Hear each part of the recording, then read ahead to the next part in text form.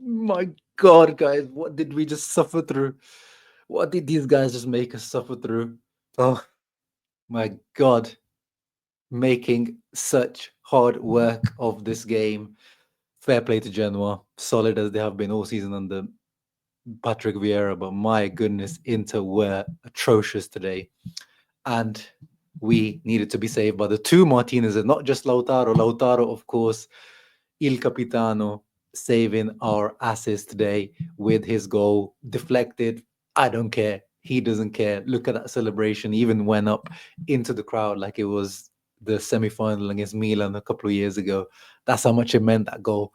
And I celebrated it like crazy as well, running around this room, because I did not think today we were going to win. In my preview, I thought we were going to win. I predicted a 2-0 win.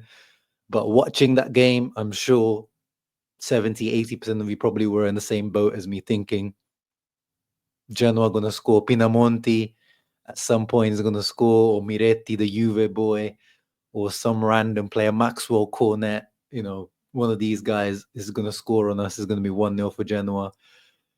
And it could have been, or it could have been 1-1, but Peppo Martinez came through today as well. He made a big save on Ekuban, I think it was, who had a header in front of goal from a corner. And Peppo Martinez came out, made his body nice and big, starfish technique, goalkeeping technique, kept us in it. In general, he was alive and aware and good on the ball when he was there. And outside of Martinez, Lautaro, and Pep Martinez, Acerbi. I need to stand up for this guy.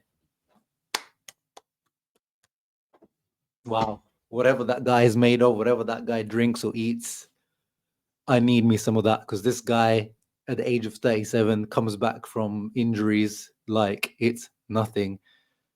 I mean, it has to be Lautaro for man of the match, obviously, but morally, emotionally, Acerbi was my man of the match today. That performance was tip my hat off, because whatever Genoa, the little they threw at, Inter, Acerbi was there to not make our life miserable, because this would have been miserable, guys, if we watched bloody Milan lose to Torino again, adding insult to injury that we can't beat that stupid Milan team, we can't beat this Juve team, and other teams are beating them, and then Napoli are playing Como. I'm not having too much faith in that. But yes, we can go into the Napoli game now knowing that we did our job today. Now it's all heads to that Napoli away game next week. Leave a thumbs up, subscribe to the channel. Sorry for no live, once again, no live stream, guys. I have to wake up tomorrow morning really early. I know that if I went live with you guys, I would have been here talking to you guys minimum 30, 40, 50 minutes, as I always do. I have to wake up at 3 o'clock in the morning. I can't do it. But anyway, let's talk about this game, which was atrocious to watch, especially the first 60 minutes. I would say Inter were not on the pitch almost for the first 60 minutes. The first maybe 10 minutes, we looked nice. Like there was some nice patterns of play. It looked like, we were up for it. But then afterwards, Genoa winning all the battles. And I mean, I think the XG going into a half time for Inter, guys, Genoa had a higher XG than Inter. Let me see what we ended up with in terms of XG by the end of the game and shots. 18 shots, only one big chance, 1.39 XG, and Genoa ended with 1.15 XG. They had a massive chance around about here. I think it was 84th, 85th minute, where one of their guys slipped or just couldn't make connection, because he should have scored, really. This should have been a 1-1. But then again, afterwards, Inter missed so many chances to make it 2-0. Like, Taremi falling over himself. Lautaro was just finished, absolutely finished physically. And what is with this team? Like, now we're playing once a week. Like, this was the one period where we've been waiting. Like, finally, these guys have 5-6 days of rest between games.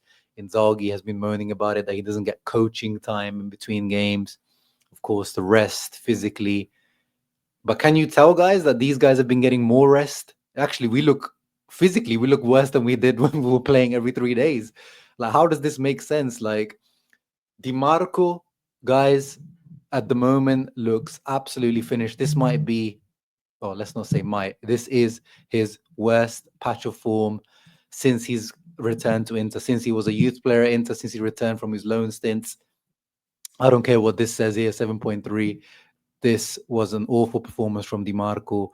Poor passing, poor crossing. His left foot is completely off. It's off. The radar is off like nothing. Look at that. 0 out of 9 accurate crosses. Physically, he doesn't look on it. I mean, physically, we know Di Marco's not particularly blessed athletically, but he looks completely off it. So out of form. Bastoni's left foot is completely off, and it has been for a few weeks. Mkhitaryan, he was frustratingly bad today. Surely now, Inzaghi, you cannot have Mkhitaryan as just, he can't be, with some of these other guys, you can see why they're just completely unmovable center or starters. But with Mkhitaryan, the gap between him and Zielinski isn't that. Oh, is there any gap between him and Zielinski? Because Zielinski looked good when he came on. He has upped his defensive game recently as well. He has been working harder. He has been tackling better. I'm seeing those improvements from Zielinski off the ball, which is mainly probably the reason why Mkhitaryan is unmovable for Inzaghi. But surely he doesn't look active. He doesn't look fresh. He just doesn't have that spring in his step anymore, which is obviously understandable at 36 years of age. But come on, Inzaghi, come on. At some point, you gotta see what's happening right in front of your eyes. Barella was probably one of the few other positives as well from the game. Oh my goodness, that shot. He hit it right in the 7. That shot. Let me see if I have it bookmarked. I'm pretty sure I should have it bookmarked in here because it had to be the tweet from Alessandro. I mean, look at that. It's right in the 7, as they say, literally in the corner. It couldn't have been better. Actually, it was too perfect from Barella. And this is also the frustrating thing with some of these guys. Barella, Zielinski, Hakan, all of them, like, shoot, guys, shoot. You guys have got amazing long distance shooting abilities. Sometimes just do something different. Shoot. When you're in the middle, stop going always to Di Marco and Dumfries. We're just going to cross in and nothing comes of it. Just sometimes shoot. Maybe it gets deflected, goes for a corner. Yeah, maybe it doesn't work out and they get a counter, but just do something different sometimes when things are just not working out like they weren't in the first 60 minutes. It's just so frustrating. And Dumfries on the other side was almost, I would say, actually worse than Di Marco today. Di Marco is in a bad patch of form, but Dumfries today, who has been in good form, he was really, really bad. Look at that, lost the most duels. He was so frustrating today. 61 pass accuracy, just tripping over himself. One of those brick-free games. Today he had a real brick-free game where he was just so frustrating to watch. He lost the ball so many times. And now I think today we can finally say rest in peace to Joaquin Il Tucu Correa's career ends, surely. I mean, me on this channel, I said this 2 years ago.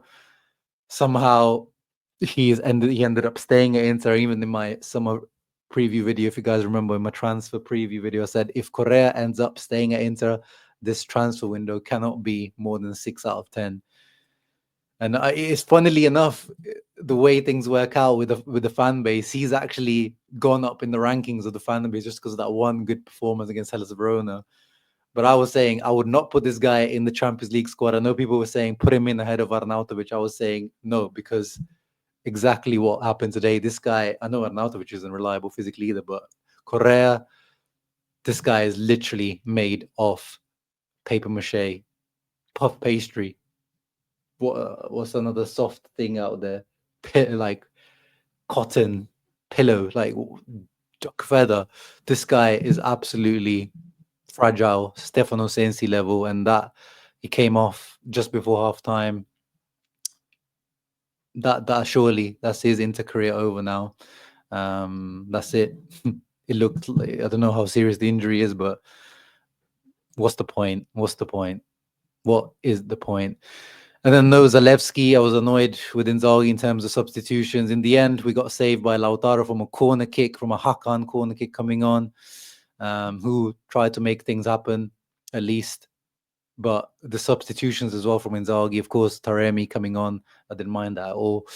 Zielinski, but De Vrij, Darmian, okay, yeah, Darmian maybe because you're trying to hold on to the 1-0. You don't want to put Zalewski, who is a little bit unreliable for defensively, but I think Zalewski could have come on much earlier, to be honest, or Carlos Augusto for Bastoni, because Bastoni, as we said, wasn't good, was not good. Oh, but we live to fight another day. Not much positivity out of today. Literally, the result is the positivity, and the fact that we do have a reliable second goalkeeper by the looks of it for now. And we go temporarily top of the league completely. This Serie A season really not turned out how we were expecting it. This exciting Serie A season is really, who's gonna fart, who's gonna shit the bed least type of season. It's not the Serie A season I was expecting. So it's gonna be like the Milan title winning season. Who's gonna f up the least? That's the team that's gonna win. So that's what basically Inter need to do. Whether it's a Cortomuso win like today, where you play awful and you still win, or you put together an amazing last 8-9 games like that Milan team did, where they just got their shit together and went on an amazing streak. That is to be seen. But now I don't want to hear, ahead of that Napoli game, I saw Marotta, Inzaghi, Lautaro say before the Juve game, they said it's not decisive. I don't want to hear that before the Napoli game. It is decisive. There's a massive signal, massive boost, massive detriment to the team that loses as well. Must win. Nothing else to add. You guys let me know in comments down below who was your man of the match. Cherby, Lautaro, Pep Martinez. How atrocious were Inter? What would you have done? Let me know in the comments below. And I'll see you for the next one. Ciao ragazzi. Always, even on these painful wins, but at least they all wins. Forza Inter. Milan merda.